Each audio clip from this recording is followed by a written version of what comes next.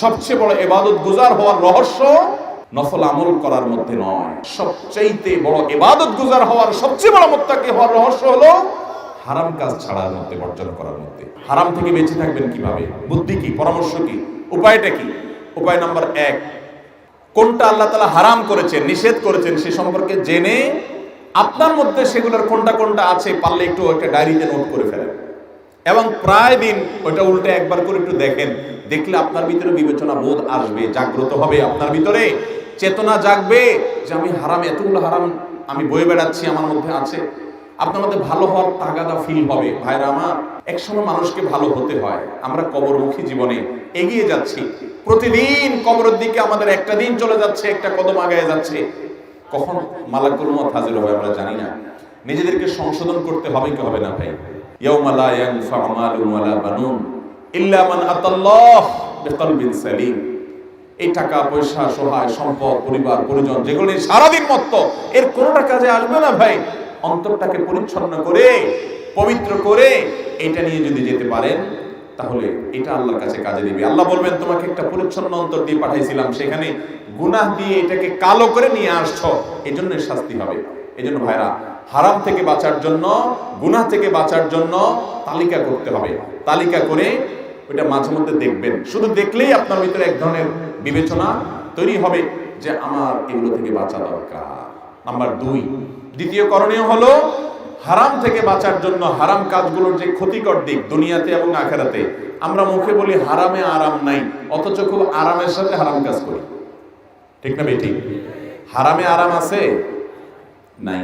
করতে সাময়িক একটু আরাম মনে হতে পারে, কিন্তু আরামের পরে আবার ব্যারাম আছে না নাই?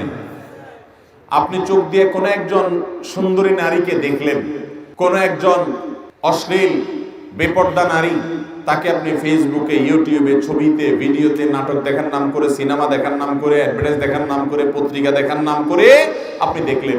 দেখে মনের যত স্বাদ আছে স্বাদ মিটিয়ে আপনি তাকে দেখলেন।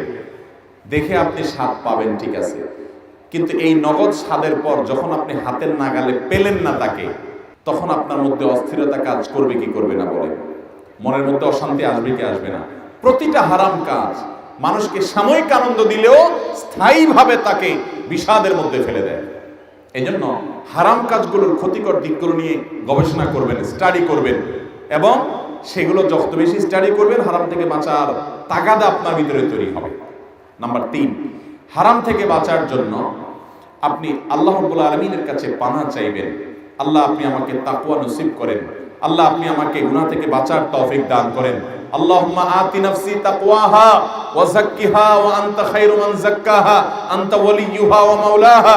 আল্লাহুম্মা আতি নাফসি তাকওয়াহা, আল্লাহ আমার প্রবৃত্তিকে, আমার নফসকে, আমাকে আপনি মুত্তাকি হওয়ার তৌফিক দান করেন, হারাম কাজ ছাড়ার তৌফিক দান করেন।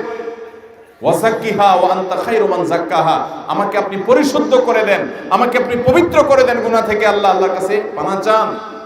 আর 4 নম্বর করণীয় হলো হারামের পরিবেশ থেকে বের হয়ে আসেন। কিছু হারাম আছে যেগুলো পরিবেশের কারণে হয়, ওই পরিবেশ থেকে সরে আসবেন, আল্লাহ তাআলা বাঁচার তৌফিক দিবেন। স্মার্টফোনের কারণে হারাম থেকে বাঁচতে পারেন না, এই ফোন ছেড়ে দিয়ে বাটন ফোনে চলে যান। কোন বন্ধুর কারণে হারাম থেকে বাঁচতে পারেন না, ওই বন্ধুদের দল ত্যাগ করে দেন আল্লাহকে খুশি করবার জন্য। জান্নাতে তো সহজ না ভাই, কাউকে ত্যাগ করতে পারবেন না, কাট করতে পারবেন না, ছাড়তে পারবেন না, পরহেজ করতে পারবেন না, তাকওয়া অবলম্বন করতে পারবেন না। আপনি আল্লাহকে খুশি করবেন আর জান্নাত পাবেন। এটা মায়ের হাতের মোয়ানা ভাই। বুকে হাত দিয়ে বলতে পারবেন জীবনে আল্লাহর জন্য কয়টা স্যাক্রিফাইস করেছেন? বিশাল বন্ধু, তারা ছাড়া বাঁচেন না, কিন্তু তার সাথে থাকলে গীবত হয়, সমালোচনা হয়, মেয়েদের নিয়ে আলাপ সালাপ হয়, এফটিজিং হয়, হারাম আলাপ হয়। এই জন্য এই বন্ধুদেরকে আল্লাহর জন্য কোরবানি করে দিলাম, কাট করে দিলাম। কোন একটা পরিবেশ, কোন একটা চাকরি, লোভনীয় চাকরি কিন্তু হারাম উপার্জন, আল্লাহকে খুশি করবার জন্য কাট করে দিলাম, ছেড়ে দিলাম, কষ্টে চলে আসলাম, লোভ ছেড়ে কষ্টের জীবন যাপন করলাম। এরকম জীবনে কয়টা স্যাক্রিফাইস করার তৌফিক হয়েছে? ফজরের সময় উঠতে কষ্ট হয়, আরামের ঘুম রেখে উঠতে মনে চায় না, আল্লাহকে খুশি করবার জন্য আরাম ত্যাগ করে দিলাম, কষ্ট সহ্য করে নিলাম, ত্যাগ করলাম। এই ত্যাগগুলোর বিনিময়ে কিন্তু জান্নাত পাওয়া যাবে। নবী সাল্লাল্লাহু আলাইহি ওয়াসাল্লাম বলেছেন, হুফফাতিল জান্নাতু বিল মাকারিহ, জান্নাতের চতুর্পাশকে কষ্টদায়ক কাজ দিয়ে ঘিরে রাখা হয়েছে। একটা একটা কাজ যেটা করতে কষ্ট হয়, হারাম টাকার লোক চাইলে রাতারাতি আঙ্গুল ফুলে কলা গাছ হয়ে যেতে পারেন, কিছুদিনের মধ্যে বড় লোক হয়ে যেতে পারেন, শুধু 2 নম্বর পথে গেলেই হয়। কিন্তু এটা ছেড়ে আপনি যদি হালাল পথে চলেন তাহলে গরিব হয়ে থাকতে হবে, কষ্ট করে থাকতে হবে, কেউ পাত্তা দিবে না, বুঝবে না। এই জীবন যাপন করাটা, হারামের লোভ ছাড়াটা এটা কষ্টের কাজ না? প্রতিটা হারাম এটা বর্জন করতে কষ্ট হয়। এই জন্য আল্লাহর জন্য ত্যাগ করার অভ্যাস গড়ে তুলবো তো ইনশাআল্লাহ। হারাম কাজ বর্জনের মানসিকতা তৈরি করবো তো ইনশাআল্লাহ।